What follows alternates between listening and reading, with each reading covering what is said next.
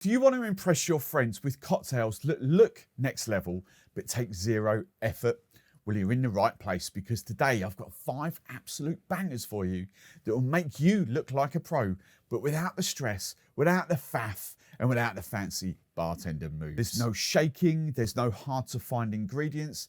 These are just stupidly simple cocktails that taste flipping amazing. And the best bit, you won't believe how easy these actually are. Right then, so let's dive into this video, and there's a common theme coming up here throughout all 5 of these cocktails, because they all feature this ingredient, Franklin's & Sons Sicilian Lemon Tonic. Now, don't fear if you can't get this, if you haven't got this, and if you think this is a paid promotion, it's not in this kind of sense. There are so many alternatives to products like this. The big one that everyone will know is Schweppes Bitter Lemon.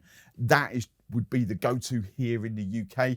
Fever Tree have got their own versions. I think they've got 2. They've got a Sicilian lemonade, and I think they've actually got a Sicilian tonic as well. You've got Fentimans with their Victorian lemonade. Heck, you've even got San Pellegrino with their limonata.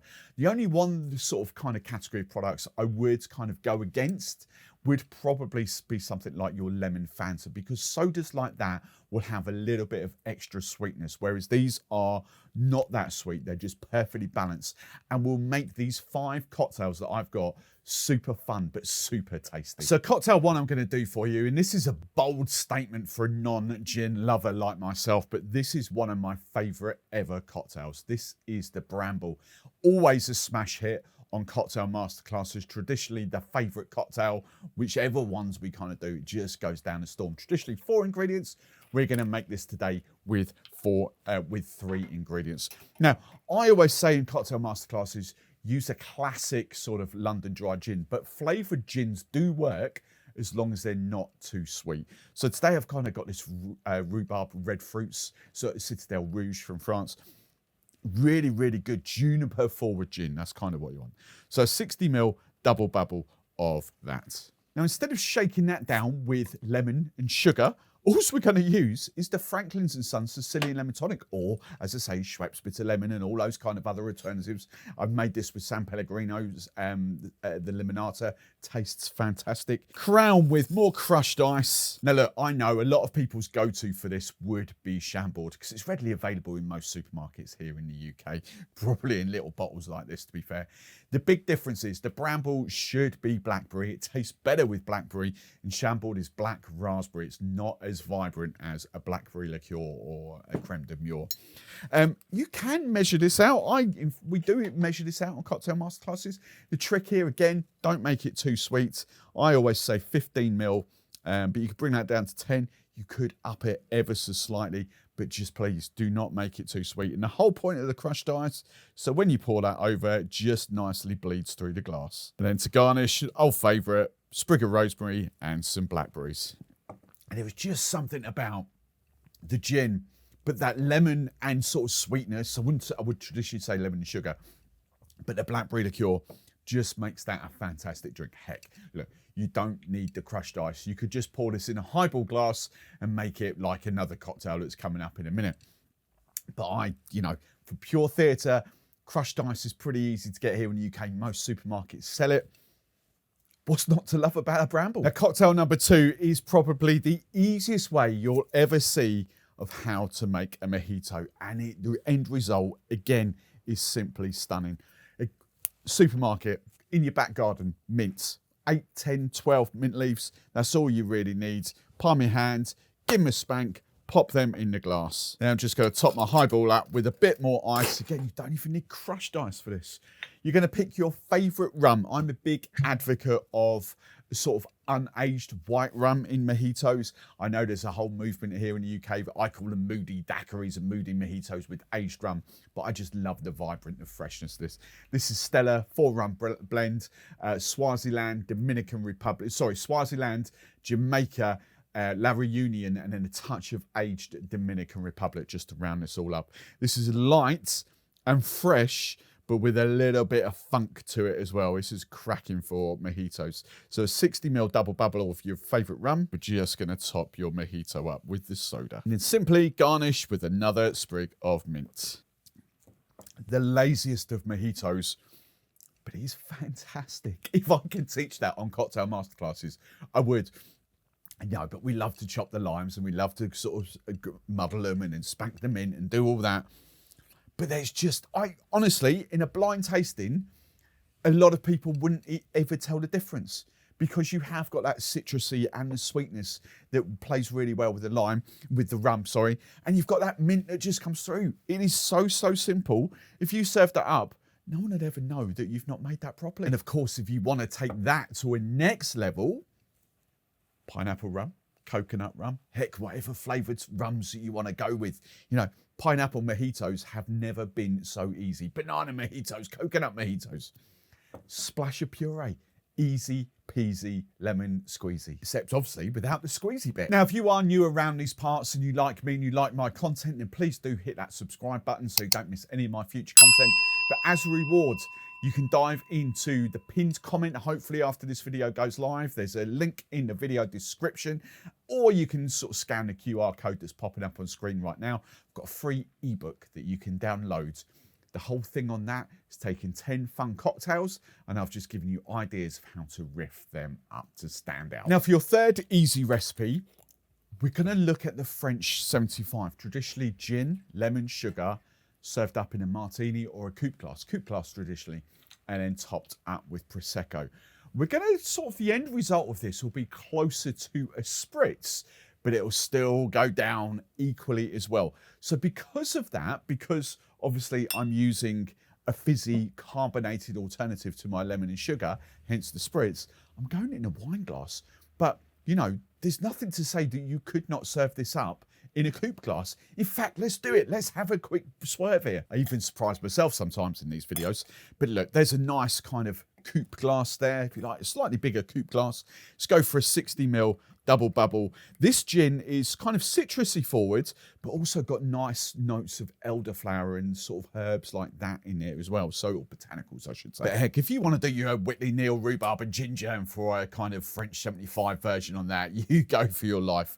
The gin, you know, whatever works for this. So we're just going to kind of do a little bit of the bitter lemon in here, or the Sicilian lemon tonic, I should say. And I don't know how fizzy this is, but this is leftover. Ooh, it might be all right. Leftover fizz from my cocktail masterclasses at the weekend. And then just top your coupe up with that. I'm not the biggest fan of this cocktail. I keep saying I'm not the biggest fan of Proseccos and champagnes. I don't actually drink that much of them.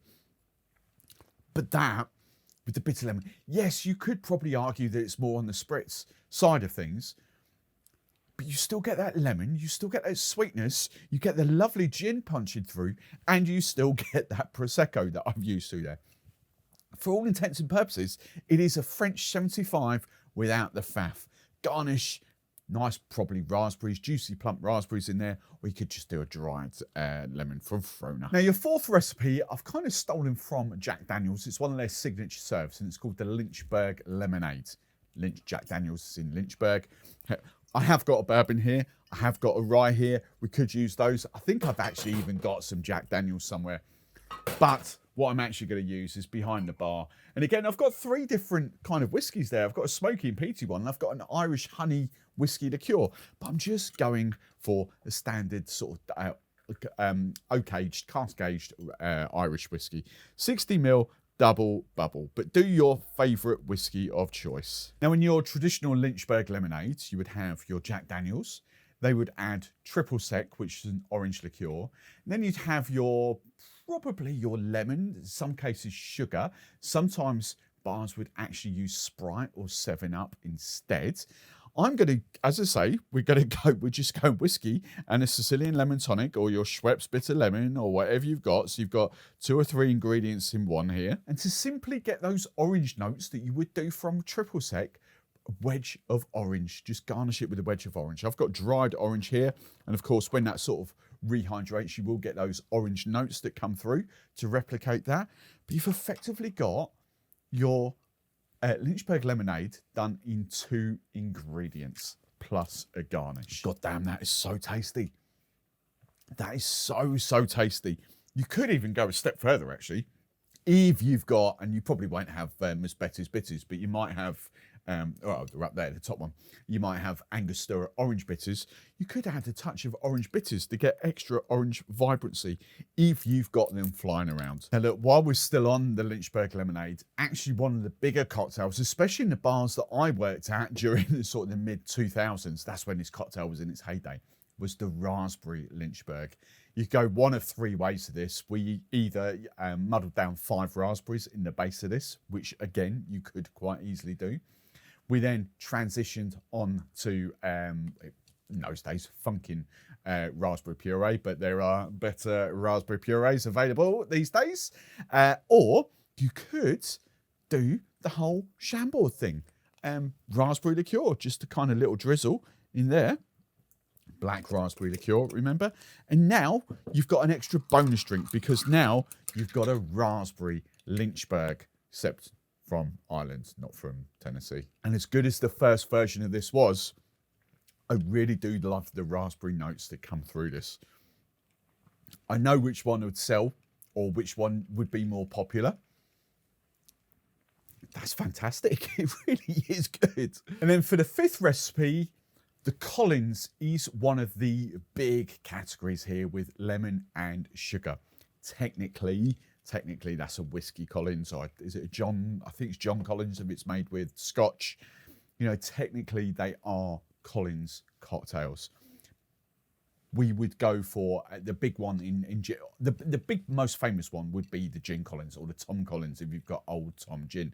But as I've done 2 gins already with there, I'm going to go vodka. We're going to mix things up and just show you how creative you could get. Now look, supermarkets, I'm not, Dutch Barn's doing a really good job of getting out in some supermarkets, I think.